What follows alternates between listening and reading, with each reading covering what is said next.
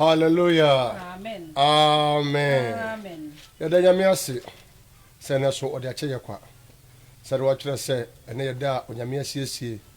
Yema ye nenye eni de nenya hosepo dan mu no. Ene so ye wokuada se de wokuada nwumre bia bo na wotwe ekwa. Mote yenka na yede nyame asem ebra mu no. Medika aka se ye messages ni nyina no. Obetimi afollow me on Facebook PS Danofoliantwi. YouTube PS Danofoliantwi. O hwe na wo subscribe bi mai na se Kristo en monyam. Obetimi follow me wo Instagram na Twitter so ni na betimi follow me. Ni na PS Danofoliantwi. Ye message ye preach nyina, ye me preach ye, ye man se preach ye nyina egu YouTube okwa. Obetimi anya bi subscribe da bia wo sabe ke messages no. Amen. Na ansana madam be bompa de jamia sama bre won me pa cho ye nuanom aye woga na obi ante ye yare COVID-19 no awo ho obi a ka se yale ni ho a na odada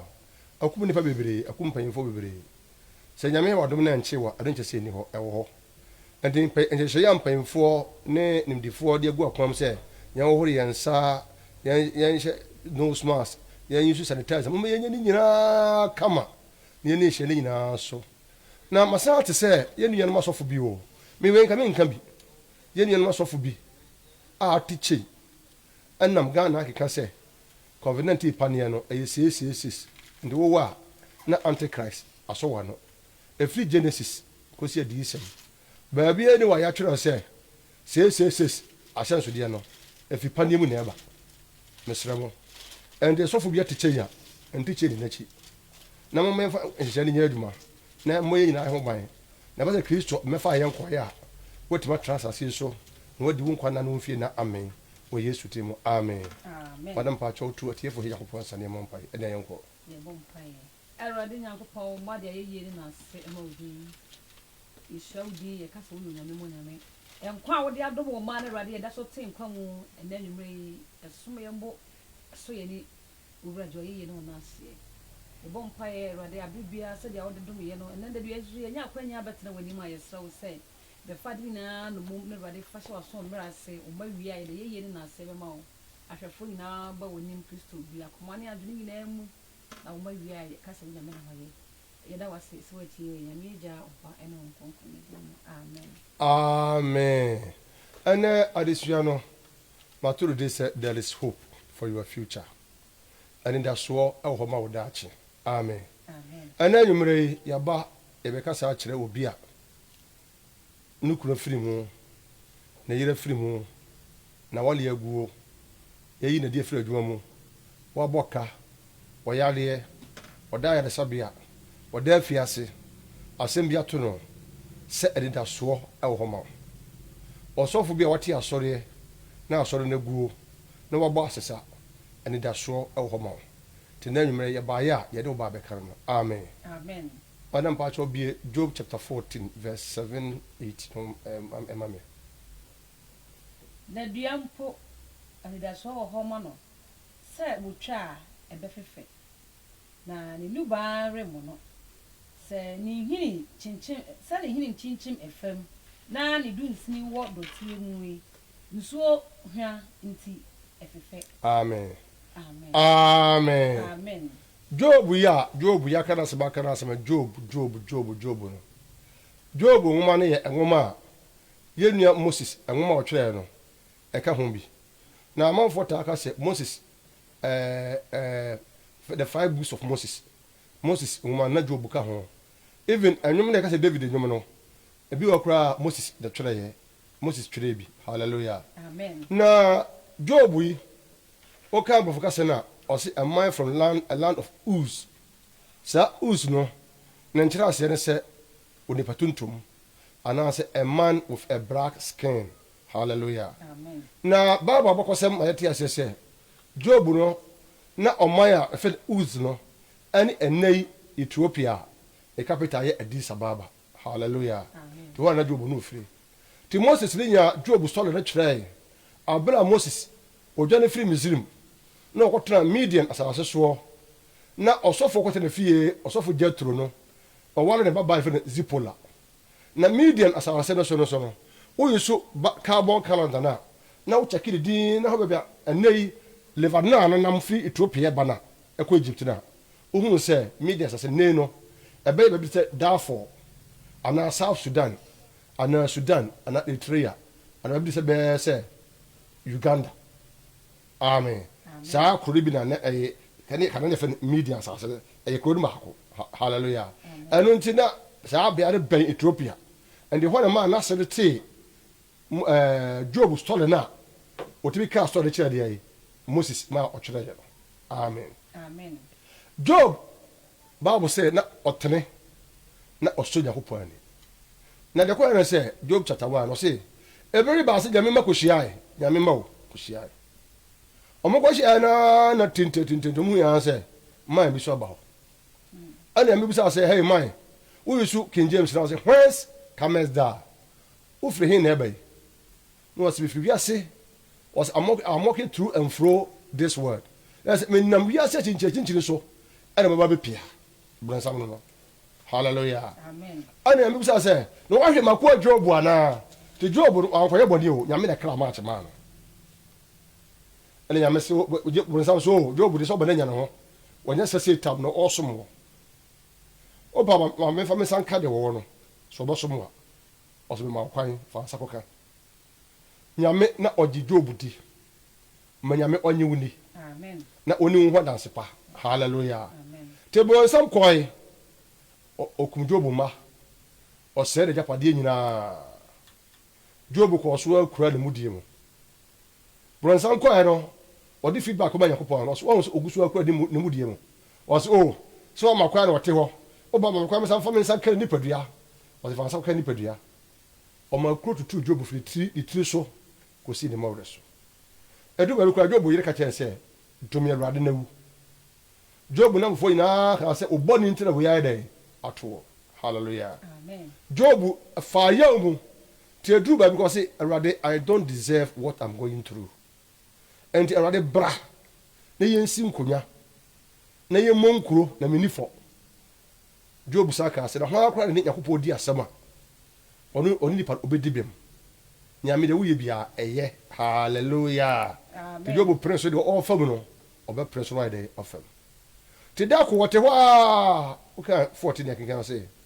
na dua kura ya twa so dua ya twa so na awia hye dua no o wanda so se sensu togusu a ebe sa fefe empo se ni hini ni kura chentre wa asase mu na eya apra ensu togusu pa ebe fefe na ebe so aba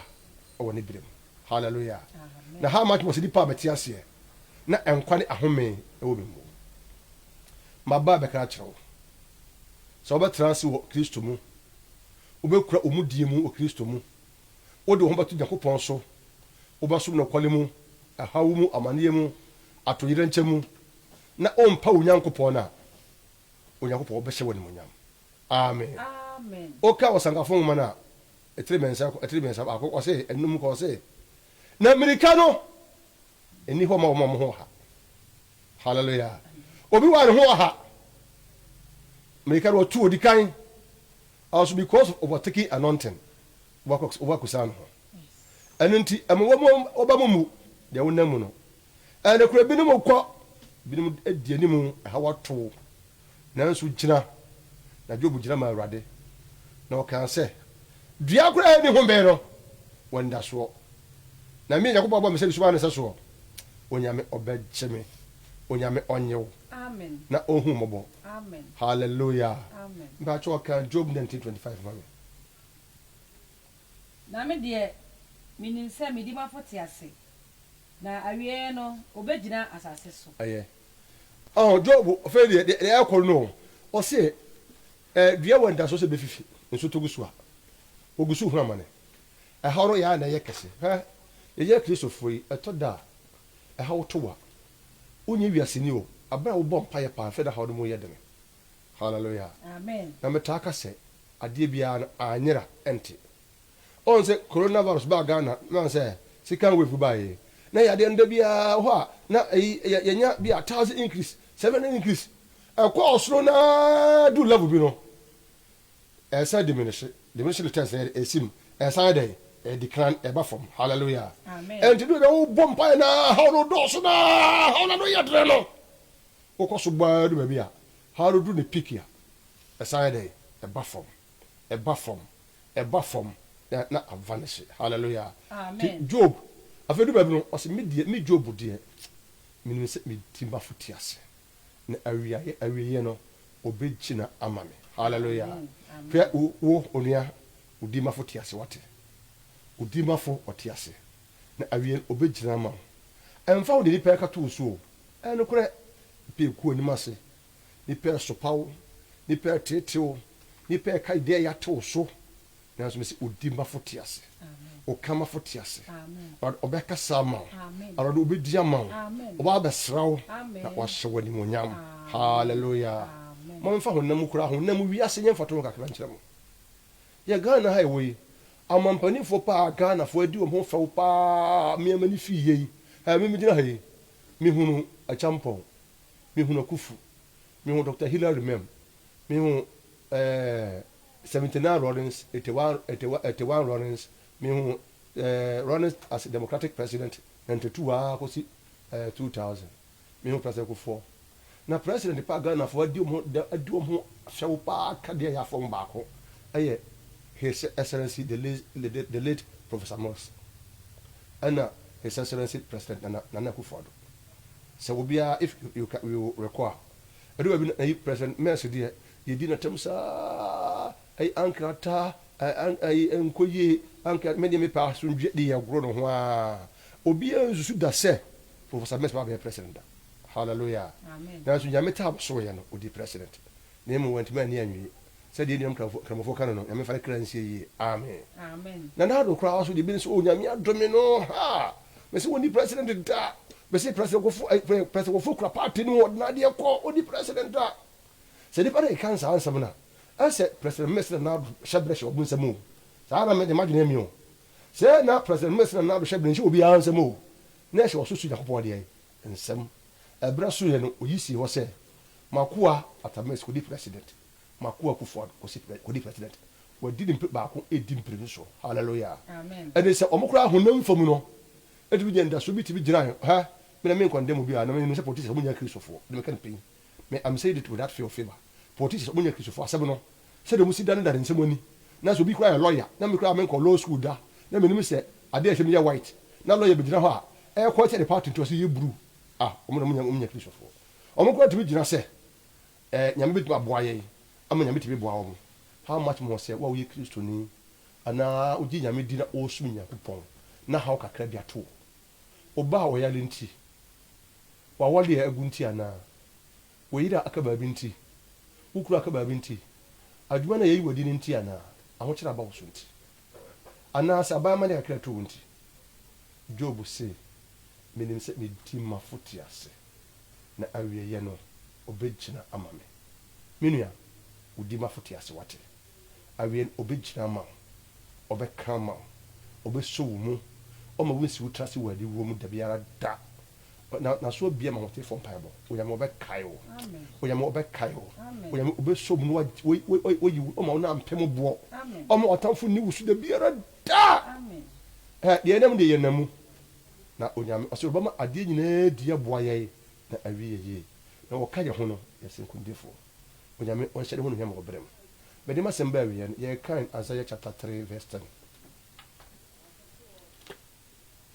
Mon kan wotini hu say ebesu ni ye simple amen say to a righteous it shall be well with your soul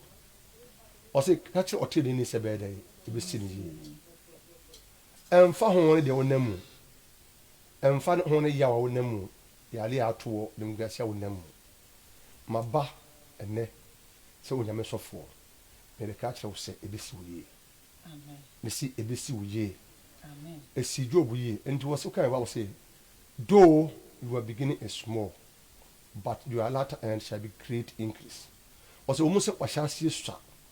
nanso wo wiye be kase onyame se me kan wo se o trenini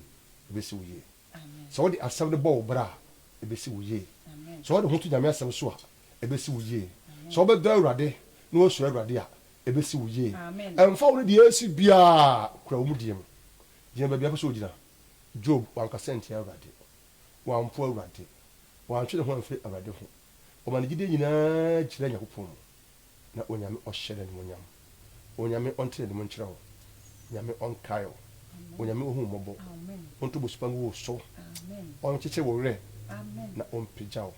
deɛ wonam mu no ɛyɛ woyɛ nipa atɔ da nipa yɛwɔ limitations baabi no aba mu bu aba baabi no awerɛho aba nanso mese maba ɛbɛka kyerɛ sɛ onyame ɔka wo ho wɔse mele mpa wo na mele nya wo mema asubɔntere mfa wo na mema ogya nhye wo apem bɛnto obɛnkum na ɔpedu bɛnto nifa wɔne nko a na bɛhu adebɔyɛfoɔ akatua onyame ɔnya ho nsɛnkyerɛnne na wɔma wɔ Yesu tirim amen sɛ asɛm yi atɔ wakoma so na wapɛ sɛ ɔfa Yesu Kristo a na meka kadi makyi Awurade Yesu ɛna anwummerɛ yi so wasɛ baba me nkyɛn megye tom sɛ meyɛde bɔyɛni ɛnɛ da yi so wadane me ho na mefa wo sɛ me kra agye nkwa bɛtena me mu fa me deɛ wopɛ wɔ Yesu tirim sɛ wobɔ saa mpa yi a the Universal Church of God ayɛ kɔ heaven no ɔga bɛka ho John yɛde sɛ wɔka asɛm bi wɔse I saw the dead in Christ and the living in Christ wankase mehu Baptist for mehu House of Rescue for mehu Roman Catholic for mehu Salvation Army for mehu Assembly of God for wɔse the dead in Christ and the living in Christ transema Yesu wowu a wowu ma Yesu na wote ase so a wote ma Yesu na pɛ Bible believing church bi kɔ baabi a preach unadulterated word of God nye baabi a yɛtɔn bundle nye baabi a yɛtɔn donut nye baabi a yɛtɔn sticker nye baabi a yɛtɔn adwongo ebi kenya mi asɛm tudo na onyame bɛboa amen madam to teje fo Nyankopɔn sa yɛbɔ mpaeɛ onyame agya ɔba ɛne ho kronkron ne din mu ɛne animuonyam ne di ɛyɛ wo dea yɛde wo din hyɛ aseɛ wode yɛ abieyɛ pɛ ho Kristo wo ma yɛgu abayɛ o yɛ mpaeɛ ne sɛ ahwɛfoɔ a wɔhwɛ saa bere yi wɔn a wɔhwɛ yɛ kyerɛ yi yɛ mpaeɛ ne sɛ Awurade Nyankopɔn ma asɛm yi ɛnka wɔn akoma ma wonya awerɛhyɛ mu wɔ wo Kristo wo mu ma wo hu sɛ Awurade wo nkotoo ne yɛdi manfoɔ na Awurade wo te ase ma yɛ mpa di obi bia ɛfa me Nyankopɔn abri yɛ sɛ wo sɛ Awurade hyɛ wɔn den na hyɛ wɔn den na hyɛ wɔn ma sɛ de bɛyɛ Awurade wo betimi nya nida so mu kɔ ma ɛmoa Awurade wo bere mu bɛyɛ din Kristo twitwagye yɛn ma yɛnya nida so mu na Awurade wo ba wo ma yɛ anya iramba yɛda wase yɛ mpa yɛ ne sɛ Awurade kɔ so aka yɛn ma bibia wo ma ɛnam ɛwɔ Jesus Christ din na ɛbɔ mpa yɛ onya meja oba ɛna nkonkron ne din mu amen but over screen nani a yɛn namba si menu nyinaa gu hɔ open for prayer and counseling ofra ɛno bɛbɔ mpa yɛ nyame na mɛnsa so ɛne frafo ne ti abubafo sɔre stroke fo sɔre no be be sisi ofra ne ɛno bɛbɔ mpa yɛ na yɛtufo ne atretre so wo bit ma sponsor your program so a yɛhia sponsors yɛhia laptops ahodo bebire yɛhia cameras bɛboa yɛ wate nyame dwuma na yɛde yɛ no na nyame bɛfa so ahyira wo ɔma wo brɛ ɛnyɛ kɔ da biara da na nyame ayɛ ho sankyerɛne the vibe no so yɛgu so yɛ aka kyena fia okaya wada de fiada na yɛwie nyame gu so yɛ sankyerɛne nti mo ben so nya elia ha nyina mo hwɛ no obedima babi wo fa namba ne bɛtwa babi ehia no na onyame ayɛ ho sankyerɛne wa hyɛ ho nya wo brɛ mo mɛkyia kakra bi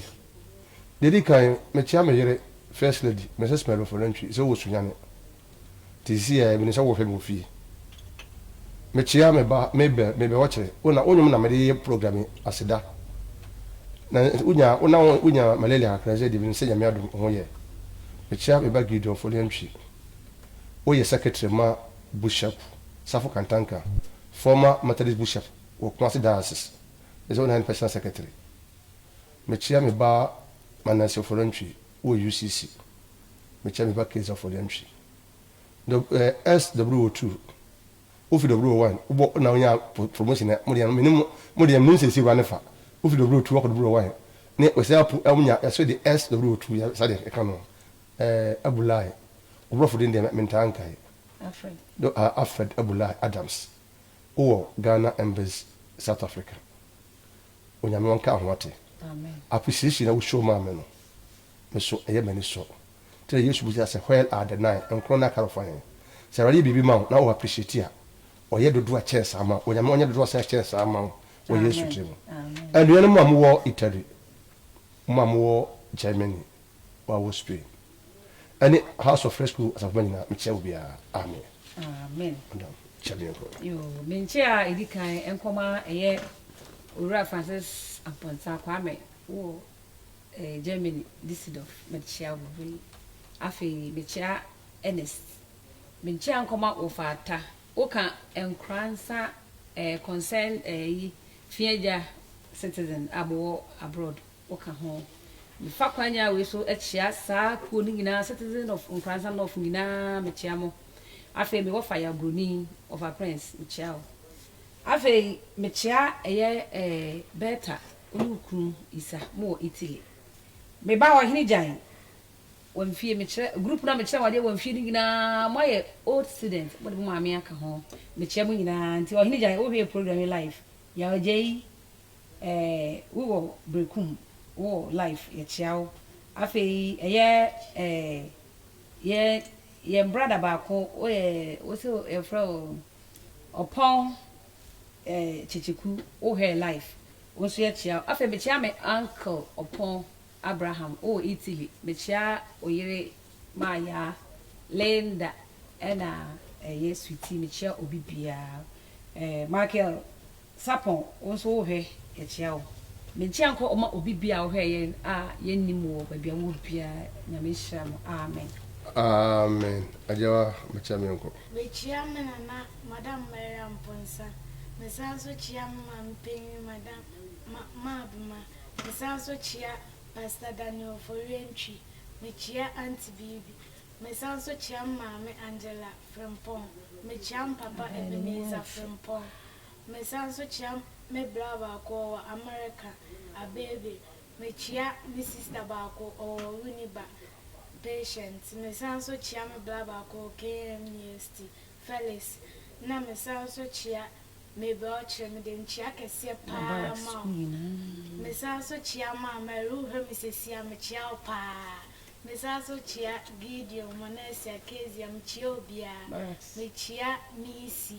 me chia Caleb me chia Stephanie me sanso chia me Madam Bako Madam Kelvis me chia Madam Gifty Michia Obia Ochabara school for you.